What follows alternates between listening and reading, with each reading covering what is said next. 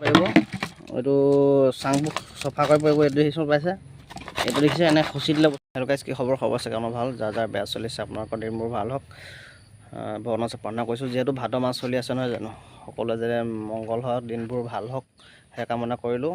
আৰু যিহেতু এতিয়া মই ক'ম মানে কি, যিহেতু এই চাং ফাৰ্মৰ লেট্ৰিনটো অলপ কাৰোবাক যদি দৰকাৰ হয়, ধৰি লওক কাৰোবাক যদি সাৰৰ কাৰণে প্ৰয়োজন, বাগানৰ কাৰণে প্ৰয়োজন হয়, য'তেই নহওক যদি কাৰোবাক দিবলগীয়া প্ৰয়োজন হয় মোৰ লগত যোগাযোগ কৰিব। মই দেখাইছোঁ বাৰু লেট্ৰিন পোৱালি উঠাৰ পাছত কিছুমান কাম কৰিবলগীয়া হয়। সেই কামকেইটা মানে এখন ফাৰ্ম কেনেকৈ ক্লিন কৰিব, কেনেকৈ চাফা কৰিব, বীজাণুমুক্ত কেনেকৈ কৰিব, সকলো মই ভাঙি পাতি বুজাবলৈ চেষ্টা কৰিম। ভিডিঅ'টো লাষ্টলৈকে চাই যাব। যদি চেনেল নতুনকৈ চাইছোঁ ছাবস্ক্ৰাইব কৰিব।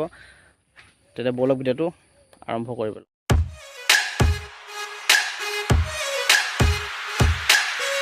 এইটো যেনে ধৰক সাৰৰ কাৰণে বহুত অতি প্ৰয়োজনীয় বস্তু।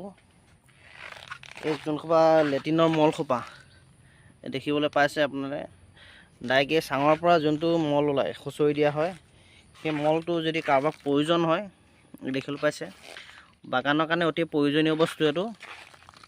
খেতি পথাৰতে হওক, বাম খেতিৰ কাৰণে হওক, বা আপোনাৰ এইটো কি কয়, বাগানৰ কাৰণে অতি প্ৰয়োজনীয় বস্তু। এইটো যদি কাৰোবাক প্ৰয়োজন হয়, আমাৰ লগত যোগাযোগ কৰক। আপোনালোকক দৰকাৰ হ'লে ইয়াৰ বেগ হিচাপত আপোনালোকক দি দিয়া হ'ব। আপোনালোকে নাম্বাৰত যোগাযোগ কৰি এইটো লৈ যাব পাৰিব। এড্ৰেছটো আপোনাক কৈ দিছোঁ, তিতাবৰৰ মেলামাটিত এইটো বস্তু পাই যাব আপোনালোকে। যদি লাগে যোগাযোগ কৰি ল'ব। লেট্ৰিনৰ প্ৰয়োজন হয়, যদি পায়খানাটো প্ৰয়োজন হয় মোৰ লগত যোগাযোগ কৰিব। নাম্বাৰটো কৈ দিছোঁ 9101443747। এই নাম্বাৰটোত যোগাযোগ কৰিব। আপোনাৰ যদি কাৰোবাক প্ৰয়োজন হয় লেট্ৰিনটো লৈ যাব পাৰিব, নহয় জানো। ভৰাই কৰি পেক কৰি দিয়া হয়, আপোনালোকে লৈ গ'লে হ'ব। মই পোৱালিখিনি উঠিলে, উঠা এতিয়া 4-5 দিনমান হ'ল। এই উঠাৰ পাছত মানে চাংখন কেনেকৈ চফা কৰি আছে দেখাই আছোঁ প্ৰচেছটো। এডাল দেখিব পাইছে, স্ক্ৰু ড্ৰাইভাৰ লিখা বনাই লৈছোঁ এই বস্তুটো। এই লেট্ৰিনটো যে লাগি আছে, পটককৈ ততাব নোৱাৰে। এই বস্তুটো এনেকৈ খুচি দিলে বস্তুটো এৰাই যায়, দেখিছে। চটক অলপ শুকাব দিব, শুকালে বস্তুটো এনেকৈ খুচি দিলে বস্তুটো এৰাই পৰে। দেখিবলৈ পাইছে আপোনালোকে কেনেকৈ এৰাই পৰিছে। এইটো চব লাডুকৈ লাগি আছে, দেখিছেনে এই বস্তুটো। এইবোৰ চব এৰাই যায়, এই দেখিবলৈ পাইছে। এনেকৈ খুচি দিলে বস্তুটো এৰাই যায়, চটক এৰাই যায়। আপোনালোকে এনেকৈ এইটো প্ৰচেছত আপোনালোকে হেৰি কৰিব পাৰিব। এইটো চাংবোৰ চফা কৰিব পাৰিব। এইটো দেখিছোঁ পাইছে, এইটো দেখিছে, এনেকৈ খুচি দিলে বস্তুটো এৰাই যায়, দেখিছে আপোনালোকে। এইটো বজাত কৰিব,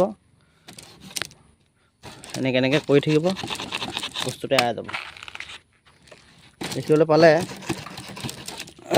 এইটো বজাত কৰিব। তাৰপিছত এইটো বজাত কৰি আৰু ইয়াত আৰু স্প্ৰে মাৰি পেলাই, চূণটোত মাৰি পেলাই আপোনালোকে পোৱালি ল'ব পাৰিব। আৰু বিশেষকৈ ডিংকাৰ ফিটাৰবোৰ ধুনীয়াকৈ ধুব। সেইবোৰ মই উলিয়াই নাই, উলিয়ামগৈ। উলিয়াই পেলাই চাংখন খুচৰিম, খুচৰি পেলাই তলটো একদম ধুনীয়াকৈ চাফা কৰিম।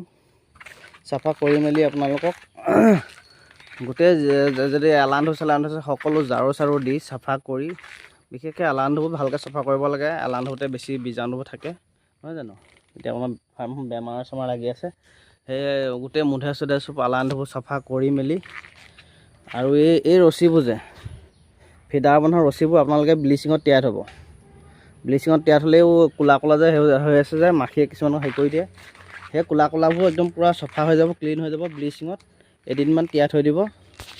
যেইদিন তিয়াই থয় এইটো নিজৰ কথা আৰু, 2-3 দিন তিয়াই থ'লে আৰু ভাল। তিয়াই থ'ব যাতে এই ব্লিচিঙত, তেতিয়া বস্তুটো বীজাণুমুক্ত কৰে আৰু চাফা একদম বগা কৰি পেলাব ৰছীডাল, ভাল। আৰু চাংবোৰ যে ডাঠকৈ ফৰমিনি গলি চাংবোৰত গোটেই এইবোৰ বাঁহে চাঁহে পূৰা স্প্ৰে মাৰিব, পূৰা বাঁহে চাঁহে স্প্ৰে কৰিব। তাৰপাছত চূণ, নিমখ, ব্লিচিং পাউডাৰ, কেৰাচিন তেল, ফৰ্মেলিন গোটেইখিনি মিক্স কৰি চূণৰ লগত এই তলে মাটিত মাৰিব। এইবোৰ বেৰে এইবোৰতো মাৰি দিব, এই সূতাত মাৰিব, মানে চবতে মাৰি ক্লিন কৰিব এই মাটিত। কিন্তু চাং বুলি চাঙত পুহিছোঁ, মই মাটিত মাৰিব নালাগে সেইটো নহয়। চাঙত পুহিলেও মাটিত মাৰিব লাগিব। সেই ক্লিন কৰিব লাগিব, যিহেতু বীজাণুমুক্ত হ'ব লাগিব, নহয় জানো। সেই সকলোতে চাফা কৰি মেলি আপোনালোকে পোৱালি ল'ব, তেতিয়া মানে বীজাণুমুক্ত হ'ব। এই বোলে মই ওপৰতে চাঙতে অলপ মাৰিলোঁ বোলে, এনেকৈ নহ'ব। সেইটো তলে চলে চবতে মাৰিব, বস্তুটো ক্লিন কৰিব, চাফা কৰিব। আৰু এই ডিবাৰটো অলপ পানী চানী মাৰি তিয়াই পেলাই থ'ব, তাৰপিছত চাফ মাৰি ধুই পেলাই ফৰ্মিলত পানী ডুবাই পেলাই ব্লিচিং সৈতে ডুবাই পেলাই বস্তুটো তাৰপিছত হেৰি কৰিব, এইটো ৰ'দত শুকুৱাই থ'ব। ৰ'দত শুকুৱাই মেলি তাৰপিছত ধুব কৰিব। এনেকৈ বস্তুটো ক্লিন কৰা হয়। বস্তুকেইটা প্ৰচেছ কৰিব হা। ভিডিঅ'টো চাই কেনেকুৱা পালে জনাব, আৰু শেষত মানে কি হ'লকৈ সুধিবলৈ কমেণ্ট কৰি জনাব। তেতিয়া ভিডিঅ'টো সামৰিছোঁ। ধন্যবাদ। জয় অসম।